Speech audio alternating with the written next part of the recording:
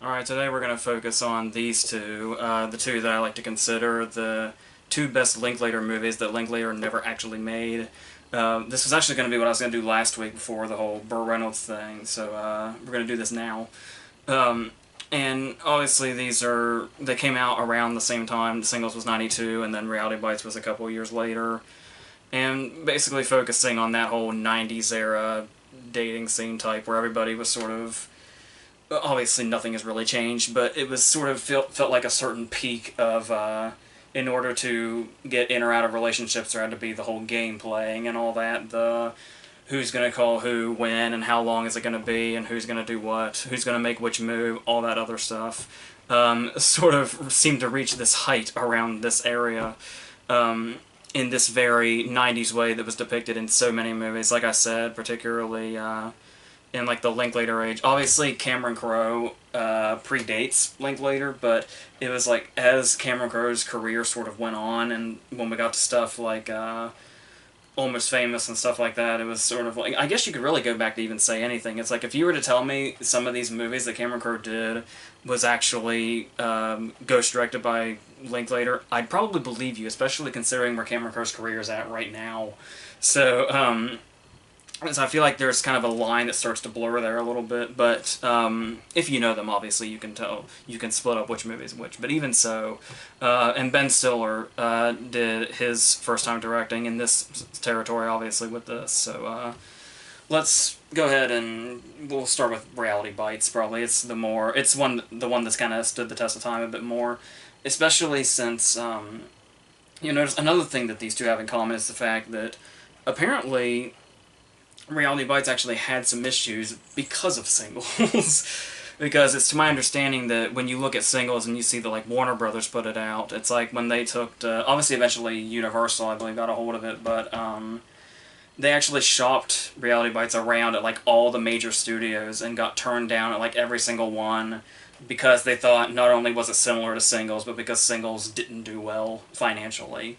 So that's sort of another interesting thing to throw in there. But starting with the individual movies, the thing about Reality Bites to start off with is it was written by Helen Childress, who apparently was 19 at the time, and it shows. It sort of shows that the script was written by a 19-year-old. I don't necessarily mean that in a totally bad way or anything. But the interesting thing here is when you look at the... obviously we're doing another love triangle thing, which is obviously well played out. Even in 1994 it was well played out, but the difference here is that the center of this triangle is Winona Ryder, who has just graduated with these people, or with Ethan Hawke and Steve Zahn and Janeane Garofalo and all them, but she's obviously at this crossroads where she wants to, it's kind of hard for her to move on from the stepping stone that was school to real life. And she's sort of struggling to sort of maintain her values as she makes that step, which she's finding harder to do, especially since her dad is practically throwing a BMW at her. But the thing here is that, and she works for this tedious morning show hosted by John Mahoney, who is apparently a miserable piece of shit. So it's really kind of hard to face reality, but that is pretty much personified in this love triangle where there's Ethan Hawke over here who basically represents the whole... It just don't... consumerism sucks, reality sucks, we're just gonna stay here in this little bubble where we know everything and we're above everything and that's all we need. What is it he says later? Like, as long as we have $5 cigarettes and coffee, we'll be okay. And then the other side of this is Ben Stiller, who goes to work in a convertible, he wears suits, and he's basically... He would like to be in this area that Ethan Hawke is in, we learn later, but he's already pretty much faced reality, and he's in it whether he wants to be or not, because he knows that that's just the way it goes. It just happens to work for in-your-face TV, which is not MTV, but might as well be MTV, basically. Which will be very convenient for the plot later. But going on this also, they even show the differences in like the soundtrack. When you've got Janeane Garofalo and Winona Ryder driving down the street, and they're singing in their car, and then we see Stiller, and there's another totally different song playing that definitely contrasts this. Doesn't really seem to be a song that fits Stiller's character, but nevertheless, the contrast is there. And then obviously they have like a contrived meeting and all that, and eventually end up going out, which is when we realize that Troy, the Ethan Hawke character, might actually really have a thing for her that isn't just, you know, behind the whole I don't give a shit about anything sort of thing. And I think that's a lot of your opinion on this movie is going to rest on your opinion of Troy. Obviously Ethan Hawke is great, as he always is. He'd already had like a very established career by this point. I think it was a Midnight Clear that Winona Ryder saw and actually recommended him for the part, despite the fact that he'd already had stuff like Dead Poets Society behind him. And the thing here is that he's obviously going to be like that guy, where she calls him, what is it, a master of time suckage. He's got a band called Hey That's My Bike with lyrics like, my mom was a pothead and my dad was a cokehead, stuff like that. Just emo lyrics like that. And he goes around quoting Cool Hand Luke, stuff like that, thinking he's this huge, giant intellectual that's mind is so far beyond the people around him and all that. And that's one of those cases where it's like, obviously when you think about the fact that the script was written by her when she was 19, the question remains, how are we, the audience, supposed to view Troy exactly, and this love story in all? I think one place where I feel like I can't kind of get on board with that, like, immediately, is towards the beginning, once it's established that he's moved into the apartment, and they're arguing while she's recording him. And as they're arguing, Janeane Garofalo finally stops and says, "Oh, will you two just do it already?" And it's only after Janeane Garofalo says that I personally even realized there was supposed to be sexual tension. Because it's like, all I really saw between the two of them was arguing, and it really didn't feel like anything beyond that. There wasn't a particular... I don't know if I can say it's a lack of chemistry, but there is something missing here that was just not giving me that vibe. It really just looked like two teenagers being bratty towards each other, and not much else on the below that. But we are supposed to believe, as it goes on, that there is a huge sexual tension between them, despite the fact that she has started going out on dates with the Stiller character. I think Michael is his name. So, going on this, when you watch like the scenes when Hawke takes her on like the tour of his old jobs, where we have scenes like that are actually kind of nice, and it does seem like they are on a similar level. You can also definitely see the makings of Jesse from before Sunrise, which was only the year after this. It's like you can definitely see that character sort of brewing in him as this scene happens. And Jesse's also kind of like that, you know, sort of superior intellect type character, but not near to the annoying degree that Troy does it.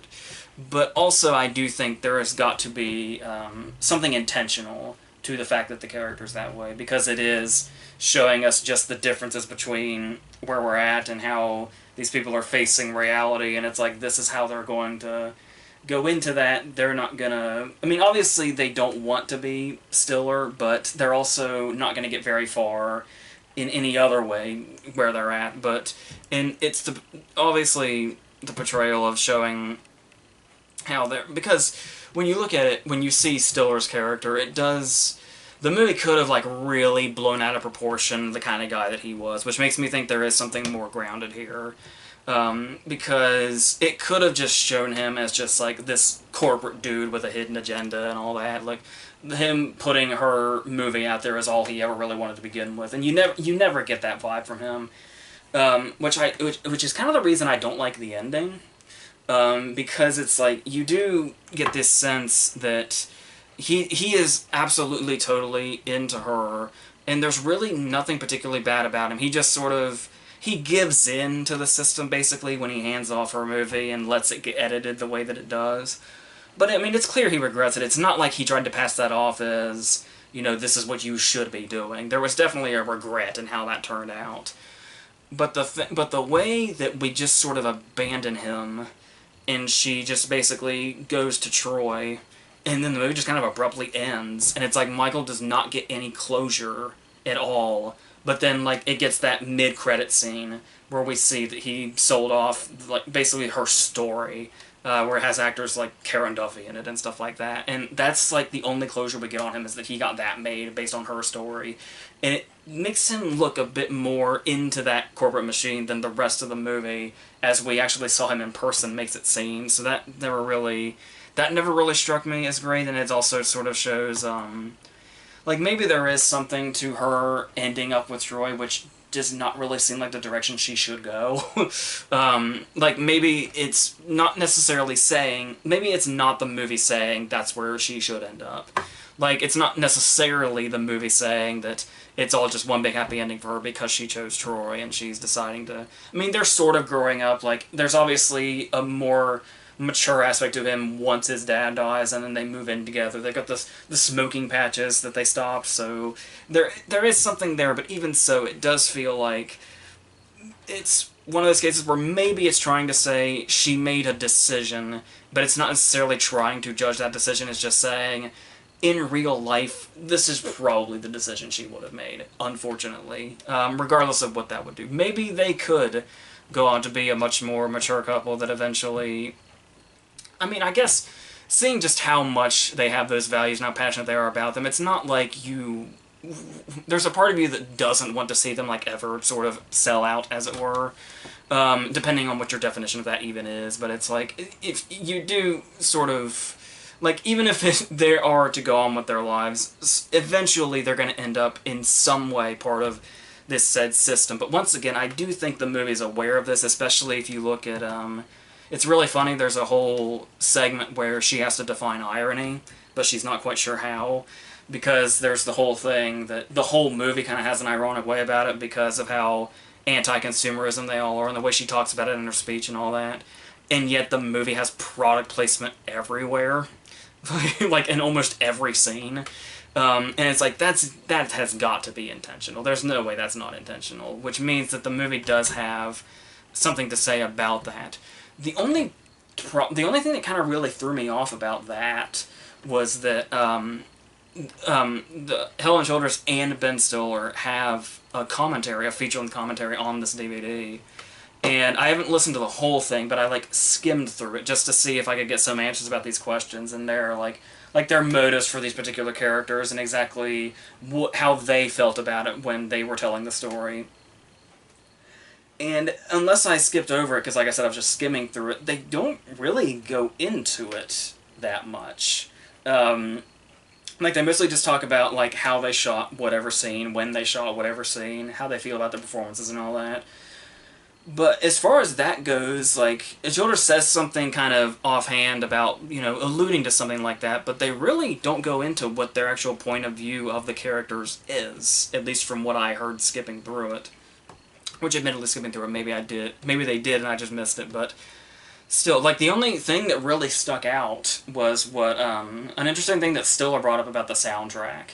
Because, like, I was doing the Linklater comparisons, and obviously with Cameron Crowe, in a movie like this, you're definitely going to go into the soundtracks, but you'll notice that in Ben Stiller's other movies, the other movies he's directed, the soundtracks aren't as, like, as constant as they are in this, and as much as, like, they're like a big part of the movie's identity. And the interesting thing he was talking about was that how when a director makes a movie with a soundtrack like this, people pretty much expect that through all of their movies. Like, if one director has one great soundtrack, they expect every movie's going to be like that. And he's basically said that the only reason this one has so much of a soundtrack is because that's part of the movie's identity. Like, it was appropriate for this movie. Not necessarily other movies that he's done, which is really interesting and makes a lot of sense, because it does seem like, he talks about this too, how it does almost seem like since it's expected, people just kind of do it, even if there's no particular heart or reason for it.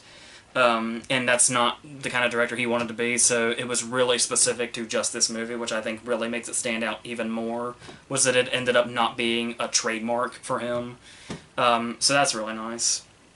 But on that, though, you do also get these side characters, like, the Steve Zahn character is great, even though we don't get too much of, like, a main focus on him.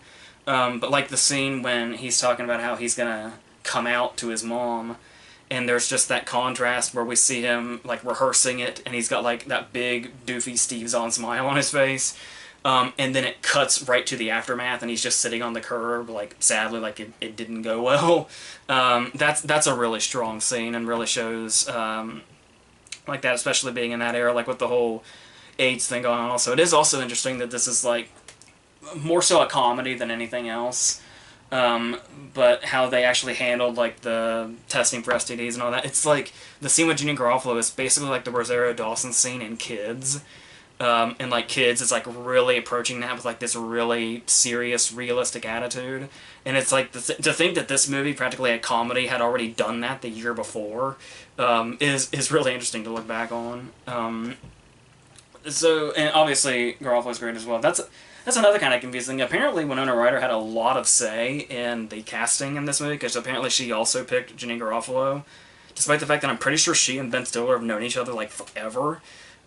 So that's I don't know how much truth there is to stuff like this, but that's just what the research says. But yeah, she's also really good also, and particularly in the scenes where she has to get a bit more defensive, like when Winona Ryder accidentally makes it seem like getting a job at the Gap is like so below her. Just that really realistic reaction that Janeane Garofalo has to that is one scene that's always stuck out to me as just really ringing true. And there are moments though where it's like they play up the awkwardness of the young dating, as these movies are going to do, and obviously a lot of these movies, their praise tends to come from how realistic they play this awkwardness. Every now and then it feels a bit too manufactured, like the scene when she and Stiller are kissing for the first time, and they have their big gulps in their hands, one of the pieces of product placement, and they're like sort of awkwardly fumbling around like this as they do it. That felt a little like, you see it and you're like, I know how they really wanted this to feel natural. That's the whole point of it. But it felt a lot more like manufactured awkwardness, if you know what I mean. So it felt a lot more real, like in just those little moments, like when they're on the phone and he accidentally says that he loves her, like a little too soon. Just the way he catches himself and the way she reacts to that's definitely, I think, more of a better portrayal of something like that. So yeah, I do get that, well, there is a question here about whether or not the characters are likable. Yeah, like, it's weird that we do have the person that, like, is supposed to represent the reality that apparently bites with the Stiller character, when he's probably the most likable one in the movie, because everybody else is pretty much making these really selfish decisions, and it's like, even, you know, Ryder's character is like, you know, you get this sense that you want her to find her place, and be content there, but it's like, 1 minute it's Hawk, and then she goes out on the date with Stiller, and there didn't really seem to be much there with Hawk, like I said, at least for me. But then after she's dated Stiller, and this has pretty much become a certain thing, then it's back to Hawk, and it's like she just kind of makes the choices she wants to make in the moment, and it's like, this is never somebody that's going to reach a conclusion by the end of an hour-and-a-half movie. But they find a way to make that decision, and like I said, I don't know that it's the right one, but once again, maybe it's trying to say that she's just, this isn't necessarily a happily ever after thing, it's just the decision she made, and it'll go from there, and we can just sort of take it as it went. Like, maybe they'll grow a little bit, but will they grow enough?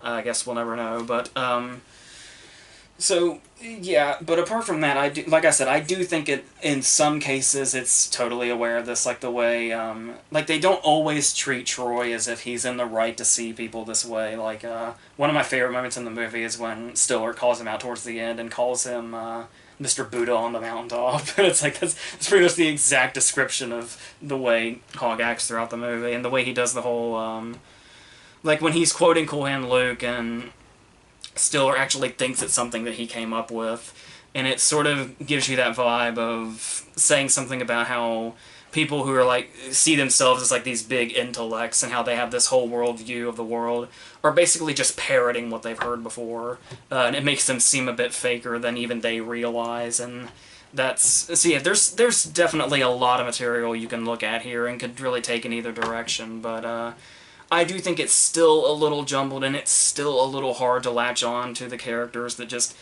do whatever the hell they want, even though that's kind of the point. It can be very conflicting, a very conflicting watch, but that's one of the things that kind of makes it as intriguing as it is. Like, I actually struggled for a long time to listen to the commentary, because I almost didn't know if I wanted the answer to, do they know what they're doing when they made this, or how they are portraying the characters, or how they were written.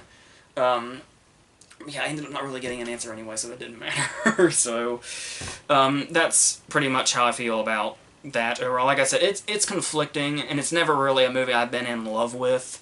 But I have seen it a few times, and they are interesting characters to revisit, mainly because of how good they are in it. Particularly, like I said, even Hawk. Like, even though Hawk is probably like the most unlikable person in the movie, just being able to like compare it to Hawk's other roles only shows just how good the performance is within the context of his filmography. So, yeah, we do have a slightly more likable group of characters in Singles, if equally lost. Where, like I said, it takes part in that dating world where, like, everything is a game, where it's like, you know, how long do you wait to do this, who's gonna call who, all that shit. You can probably imagine Jon Favreau probably watched Singles more than a few times before he wrote Swingers. You can see some very similar, like this is basically a feature-length version of the awkward scenes in Swingers, is basically what it is. Only this came first. So, the interesting thing about it is that the way it approaches this whole sort of romance and everything, like I said, especially being a mainstream movie put out by Warner Brothers, because you typically think it's sort of like on that indie scene, where this is something you would see like at small film festivals, and that might have been about it. But they managed to not only get it out to a major studio, but it has a pretty major cast too. Like I said, it has this very, I struggle to say unconventional, but it does have its own way of telling these stories in a way that you wouldn't really expect from a more mainstream romantic comedy sort of thing. Like, for instance, this opening stuff with Kira Sedgwick meeting this guy, Louise, I think is his name, who seems to have come over from another country, and his visa's about to run out, so they're going to basically do the whole romance thing before he has to go. And we basically get an entire romance movie with these two condensed down to 3 minutes. It feels like it has a beginning, a middle, and an end, and then a payoff that is heartbreaking for her, of course. That basically sets off this seemingly dead-end direction she's going to be in because of this. That kind of puts her off other dudes for a while, but maybe not for too long, because that's how these movies work. Yes, as you can expect, this movie, called Singles, is in fact about people that are in relationships. So, they're singles for about the first 10 minutes, and then we're going. So, but the thing here is that we have an interesting cast of characters here, like I said, considerably more likable than the ones in Reality Bites. For instance, the Campbell Scott character, who is like, I don't know how many people have seen Roger Dodger, but it is kind of like where he played this you know, conniving, womanizing guy that basically just went out, and it was very similar to In the Company of Men a little bit. And it's like, when you watch this and you see him playing this relatively innocent character in the dating world, it still feels like it's all kind of new to him. You can almost get a sense of, like, this is what that character Roger Swanson was before that movie. Before he got super, super jaded. So it's kind of an interesting companion piece to that, for all the wrong reasons. But he's also sort of a very likable lead here also, particularly in his chemistry with Kira Sedgwick, which actually works really well. And then we also have Bridget Fonda, who is... her character's actually somewhat... I mean, she's likable also, but she's also a bit depressing, because she seems to not have much of a self-esteem. Like, there's the whole... like, she's really into Matt Dillon, but Matt Dillon's not really into her, but... like, while they're barely in this relationship, she decides to impress him. She's going to get breast enhancements, and it's like... you get a sense of where that character's coming from solely based on that, just how low she is, and how hopefully we're going to see her sort of rise above that as the movie goes on and as this relationship progresses. And then there's, of course, the Matt Dillon character, probably the best and most memorable character in the movie, even though he probably has the least screen time of the main four.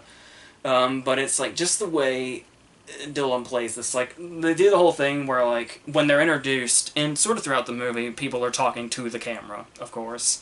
because early 90s dating movie on the indie scene. But Dillon has this way, but he does eventually, like, as his character lightens up and gets more open, he does start to talk to the camera. But at the start of the movie, while everybody else is talking to the camera, he just, like, gives the camera these looks. And that's all he needs to do, and it's hilarious. But it also tells us everything we need to know about the character, which is great. And the interesting thing about this movie, mainly, is, like I said, that whole sort of, I guess, non-mainstream approach, I guess you could say.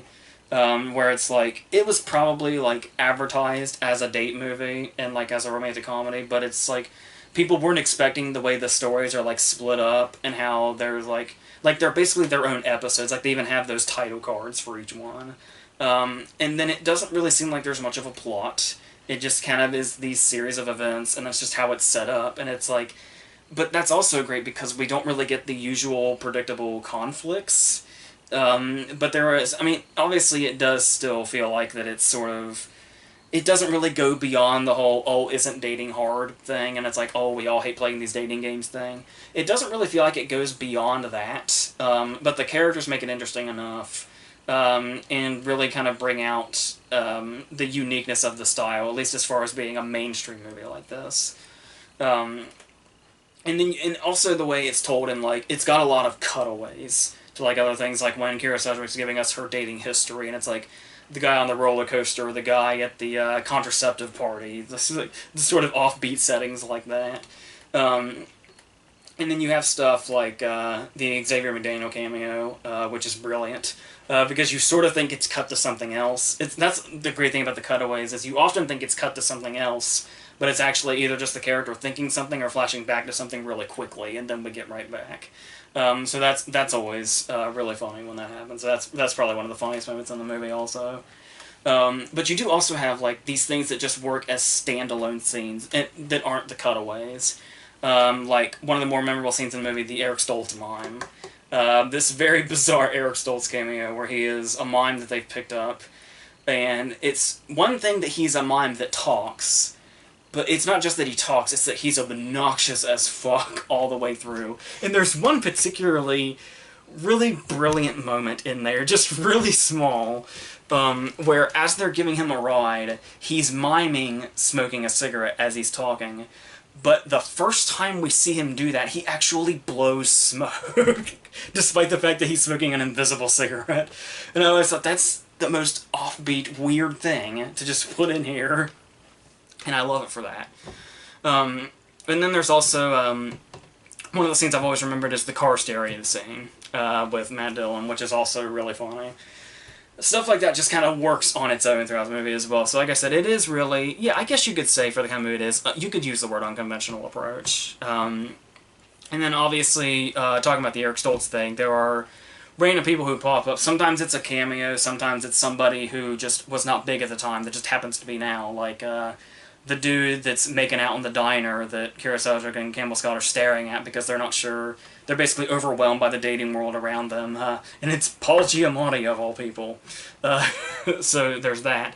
There is Jeremy Piven as the cashier that remembers him and tries to get him to go to some party. There is, Jim True Frost, actually, is the dude that Campbell Scott hangs out with in the hat, is Prez from The Wire, which is interesting to see. Because I don't know what much else he has been in, really, but, then the most weird of them all, like the most possible random cameo you could think of. In 1992, when this guy was pretty much at a peak, when Debbie, the, what's her name, Sheila Kelly, I think, the friend character, goes to the weird videographer to do that weird dating video, which is like its own subplot in this weird, interesting way. Like almost something out of a How Hardly comedy or something. And the videographer is played by Tim Burton. And it's one of those cases where you, like, see him, and you're like, oh, that guy kind of looks like Tim Burton, and then you just dismiss it because there's no way that it is. And then as the scene goes on and you keep staring at him, you're like, holy shit, that's actually him. And it's like, this was the same year as Batman Returns. Like, this is where he was in his career at this point, and he's just doing a random cameo like this. It's amazing. As a videographer that thinks he's going to be the next Scorsese, or Scorsese as she calls him. So stuff like that is great. So like I said, if it's got all these great scenes, even if it does lack maybe sort of more of an insight than it does. I mean, there's a little something here, like about the whole, like you can almost put too much effort into it. Like if you like overthink a relationship, that could very easily be its undoing and stuff like that. And the whole, you get so worried about how well it's going to come together or what you're doing right or wrong, and that could end up ultimately being the death of it. And just the way that they can just unceremoniously fizzle out and stuff like that. But it does feel like it's just sort of on the surface of that, and it's really just sort of showing it like it is, and that's about it. Now, obviously done right, especially in indie movies, just showing it for what it is. Like Jim Jarmusch movies, for instance. If you just show something as it is, and you don't need to add anything else, that can be enough far and away if the movie's well made. But I feel like this is missing a little something. To where it probably could have delved into that just a little bit more, especially since this is the guy that made Say Anything already. It did feel like there could have been more depth to this as opposed to just sort of showing it, but even so, that's... Yeah, I think it could have benefited a bit more from going a little beyond that, but... as far as which one I prefer, I would say it's probably Singles, not just because the characters are more likable, but just the way it sort of goes for that, different approach to it, and the way it really sort of, like I says, it's the kind of movie you go into and you hear the story and you think you know exactly what you're in for, and it's just really not that at all. And like I said, that was probably its undoing at the box office for sure, but, like I said, by comparison, Reality Bites does look pretty, generic and pretty straightforward, and like I said, it's hard to root for the characters at times, even though it's interesting to see the different places the movie could be coming from and the maybe more realistic way it's showing how this whole young love works. But there's just something so lively and entrancing about Singles and the way it does it, and just how pretty much any scene by itself could be a standalone or could be its standalone story. And it just feels like a whole collection of shorts just happen to featuring the same characters. Is just really interesting to me. So, yeah, that's where we are here. Next week we're going to go into a popular action hero from a book and the two totally different actors that played him, and we're going to discuss the differences of those. So, and then getting closer and closer to all the horror stuff, which is going to be totally fun. So, and a bunch of reviews. There's going to be 2 review videos next week, so all that. So, yeah, that's what we're looking at. So, until all that stuff